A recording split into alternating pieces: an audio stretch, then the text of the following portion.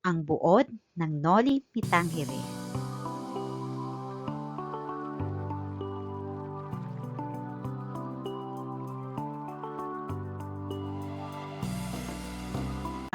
Nagsimula ito sa pagbabalik ni Crisostomo Ibarra, isang binatang mula sa mayamang pamilya na kalahating Espanyol sa Pilipinas mula sa Europa dahil sa napabalitang pagkamatay ng kanyang ama.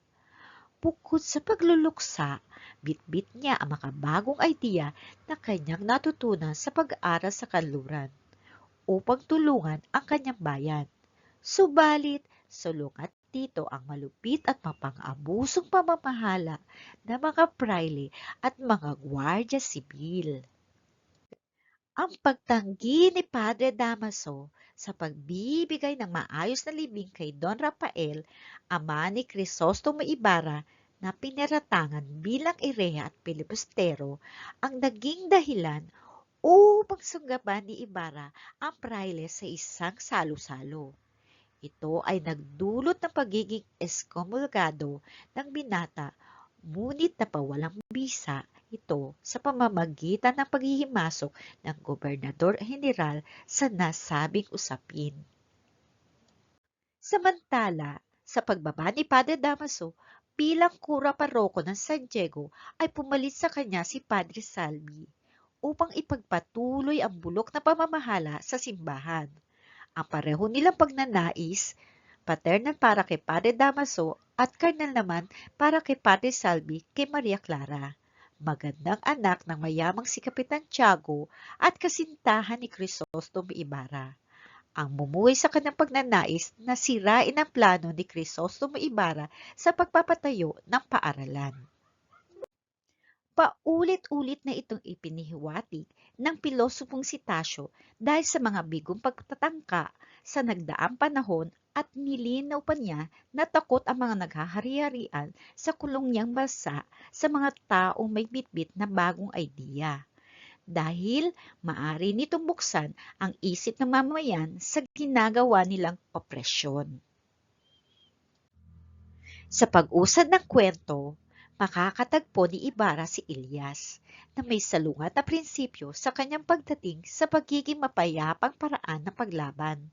Naniniwala si Ilyas na dahas ang tanging lunas dahil sa pinagdaanan ng kanyang angkan sa ilalim ng pamamahala ng mga Espanyol.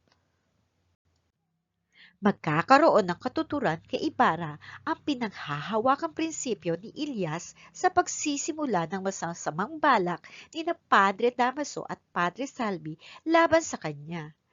Biguman ang dalawang prayle na paratangan si Ibarra na nagsimula ng pag-aaklas ng mga tao dahil sa kapos na ebidensya. Si Maria Clara ang naging susi upang magtagumpay ang masama nilang balak. Pinagtaksilan ni Maria Clara si Ibarra sa pamamagitan ng pagbibigay ng mga sulat nito sa praile. Ginawa niya ito upang hindi kumalat sa publiko ang kahiyahiya nilang pinagmulan na maari magwasak ng buhay nila ng kanyang amang si Kapitan Tiago. Dahil dito, nakulong si Ibarra, ngunit nakatakas siya sa pamamagitan ni Elias. Napatawad ni Ibarra ang kanyang kasintahang si Maria Clara nang ipaliwanag nito ang kanyang dahilan bago sila magtungo ni Ilyas sa lawa. Subalit, tinugi sila ng mga gwardiya sibil hanggang sa lawa. Isa ang namatay habang nakaligtas naman ang isa. Nang kumalat ang usa-usapang patay na si Ibarra, naging buo ang loob ni Maria Clara na pumasok sa kumbento at tanggihan ang pagpapakasal kay Linares. Pinayagan na siya ng kanyang amain na si Padre Damaso kahit labag sa loob nito dahil nagbanta ang dalagang magpapatiwakal siya kung hindi masusunod ang kanyang nais.